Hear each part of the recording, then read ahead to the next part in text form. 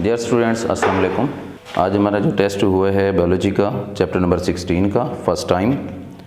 पहला जो हमारे पास MCQs है वो which bones provide attachment side for muscles, कि कौन सी हड्डी होती है जिसके साथ मसल्स अटैच होते हैं। अब आपके पास ऑप्शन है कम्पैक्ट बोन, बी ऑप्शन है स्पॉन्जी बोन, सी ऑप्शन है सॉफ्ट बोन और डी ऑप्शन है कार्टिलेज। तो इसका जो आंसर है वो है compact bone. Compact bone complex bones को कहा जाता है। आउटर पार्ट भी आप इसे समझ सकते हैं। आउटर पार्ट के साथ मसल्स जो होते हैं वो क्या होते हैं, अटैच होते हैं। तो इसका करेक्ट ऑप्शन आएगा ए।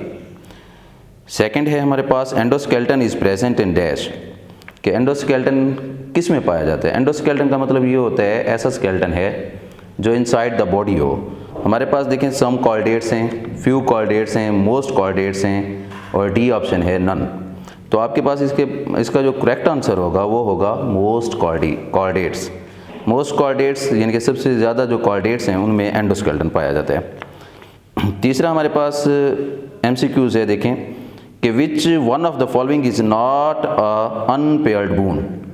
आपके पास एक ए ऑप्शन में मैंडिबल है, बी ऑप्शन में वोमर है, सी ऑप्शन में है सेफिनॉइड और डी ऑप्शन में है ए एंड सी। तो इसका करेक्ट जो आंसर होगा वो सी होगा, सेफिनॉइड बोन, क्योंकि ये बेस ऑफ क्रेनियम होती है इस वजह से। नेक्स्ट हमारे पास है skeleton is made up of dash, कि स्केलेटन किसका बना होता है, ऑर्गेनिक मॉलिक्यूल्स का या ऑर्गेनिक कंपाउंड्स का, ए ऑप्शन में, बी ऑप्शन में है इनऑर्गेनिक न्यूट्रिएंट्स का, सी ऑप्शन है आपके पास ऑर्गेनिक एंड इनऑर्गेनिक और डी ऑप्शन है नन। तो आपने याद रखना है कि ये सी ऑप्शन इसका करेक्ट होगा, ये ऑर्गेनिक एंड इनऑर्गेनिक कंपाउंड्स का बना हुआ होता है। नेक्स्ट हमारे पास है sacrum is form by fusion of dash, कि सैक्रम जो होते हैं वो किसके फ्यूज होने से बनते हैं, 5 बोन्स यानी कि 5 हड्डियों से। ये आपके पास होगा डी ऑप्शन। ए ऑप्शन में लिखा हुआ है 2 बोन्स, बी में लिखा हुआ है 3 बोन्स, सी में लिखा हुआ है 4 बोन्स और डी में लिखा हुआ है 5 बोन्स। तो करेक्ट ऑप्शन 5 बोन्स होगा, यानी कि डी ऑप्शन। नेक्स्ट हमारे पास है roots in plants and skeleton in animals support them on land against at the force of dash। तो इसमें A है अट्रैक्शन, B है ग्रेविटी, C है एडहियन और D है कोहियन। तो इसमें आप जो करेक्ट ऑप्शन होगा वो ग्रेविटी होगा, यानी कि फोर्स जो होती है वो ग्रेविटी की होती है। Inactive non conducting would is called dash. Next हमारे पास MCQ जो है वो है इनएक्टिव नॉन कंडक्टिंग वुड, यानी कि आपने ये देखना है नॉन कंडक्टिंग वुड जो है वो कौन सी होती हैं। हर्ट वुड है ए ऑप्शन में, बी में है सैप वुड, सी में कॉर्क, डी में बार्क। तो इसका जो करेक्ट आंसर आएगा वो हर्ट वुड होगा, क्योंकि हर्ट वुड में जाइलम और फ्लोइम जो हैं वो मौजूद नहीं होती। यानी कि आपने याद रखना है इसमें जो हर्ट वुड है इसमें जाइलम भी नहीं होती, फ्लोइम भी नहीं होती, तो हम इसे क्या कहते हैं, हर्ट वुड कहते हैं या नॉन कंडक्टिंग वुड कहते हैं। नेक्स्ट आपके पास है हेपोनास्टी इज कॉज्ड बाय डैश, कि हेपोनास्टी मूवमेंट का नाम है, ये किस हार्मोन्स की वजह से होती है। ए में है ऑक्सिन, बी में है साइटोकाइनिन, सी में है जिब्रेलिन्स और डी में है एब्सिसिक एसिड। तो इसका करेक्ट जो ऑप्शन होगा वो जिब्रेलिन्स होगा। जिब्रेलिन्स क्या है आपके पास, हार्मोन्स का नाम है। नेक्स्ट हमारे पास है angular thickening in their primary walls are present in dash, कि एंगुलर थिकनिंग जो है प्राइमरी वॉल्स के अंदर कैसे मौजूद होती है या किस सेल्स की वजह से होती है।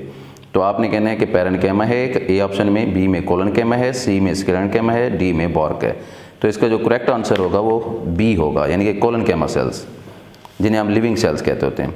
नेक्स्ट हमारे पास है in terrestrial plants major mechanical stress is imposed by dash, कि टेरेस्ट्रियल प्लांट्स में जो स्ट्रेस होता है वो किसकी वजह से होता है। तो वो आपके पास करेक्ट ऑप्शन देखें क्या होगा, बी, यानी कि ए में ग्रेविटी लिखा हुआ है, बी में विंड है, सी में टेम्परेचर और डी में क्या है, सॉइल। तो जो करेक्ट ऑप्शन है वो बी है, विंड। नेक्स्ट आपके पास है pelvic vertebrae in humans, vertebral column. Pelvic vertebrae कितने होते हैं, यानी कि 9, टोटल 9 होते हैं। इसमें देखें करेक्ट ऑप्शन जो होगा वो सी होगा, जबकि ए में 5, बी में 7 और डी में 12 लिखा हुआ है। तो करेक्ट ऑप्शन जो होगा वो सी होगा। नेक्स्ट हमारे पास क्या है, देखें a human internal organs are protected mainly by dash, के इंटरनल ऑर्गन्स जो होते हैं वो किसकी मदद से महफूज होते हैं। एक्सोस्केलेटन की वजह से, हाइड्रोस्केलेटन की वजह से, एक्सियल स्केलेटन की वजह से या पेंडिकुलर स्केलेटन की वजह से। तो वो आपके पास होगा सी ऑप्शन। करेक्ट ऑप्शन जो है वो क्या है, एक्सियल स्केलेटन है। Which of the following bones in human arm would correspond to the femur in the leg. तो इसमें ए ऑप्शन में है टिबिया, बी में है रेडियस, सी में है अल्ना और डी में है ए एंड सी। तो इसका जो करेक्ट ऑप्शन है वो टिबिया है। Brain is protected by dash, brain की हिफाजत कौन करता है? Cranium, skull, orbits, A and B. तो क्रेनियम और स्कल दोनों जो हैं इसमें मौजूद हैं, एक ही चीज़ है। तो इसका जो करेक्ट आंसर होगा वो आपके पास होगा ए एंड बी। नेक्स्ट आपके पास है action of Venus fly trap is an example of dash, कि वीनस फ्लाई ट्रैप का जो काम है वो किस तरीके से होता है या मूवमेंट किस तरीके से करते हैं प्लांट्स। तो आपने याद रखना है वो होता है हेप्टोनॉस्टिक। यहाँ पे आप देखते हैं ए में क्या है निक्नोस्टी, बी में है हेप्टोनॉस्टी, सी में है हेपोनॉस्टी और डी में है फोटोनॉस्टी। अब देखें हेपोनॉस्टी और हेप्टोनॉस्टी लिखा हुआ है, लफ्ज़ है हेप्टोनॉस्टी बी, यानी कि करेक्ट ऑप्शन जो होगा वो बी होगा, हेपो नहीं होगा। नेक्स्ट आपके पास है which of the following cartilage is most abundant in human body, कि कौन से कार्टिलेज जो होते हैं इंसानी जिस्म के अंदर कसरत से पाए जाते हैं? फाइब्रस ए ऑप्शन में, बी में इलास्टिक, सी में है हायालीन और डी में लिखा हुआ है नन। तो करेक्ट जो ऑप्शन होगा वो सी होगा।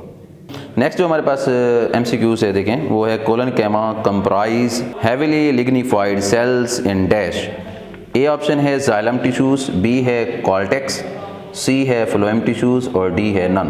तो इसका जो करेक्ट आंसर है वो है कॉर्टेक्स, यानी कि बी ऑप्शन। कॉर्टेक्स क्या होते हैं आपके पास? आउटर पार्ट हैं, एपिडर्मिस और हाइपोडर्मिस के दरमियान में जो पाए जाते हैं उन्हें हम क्या नाम देते हैं? कॉर्टेक्स कहते हैं।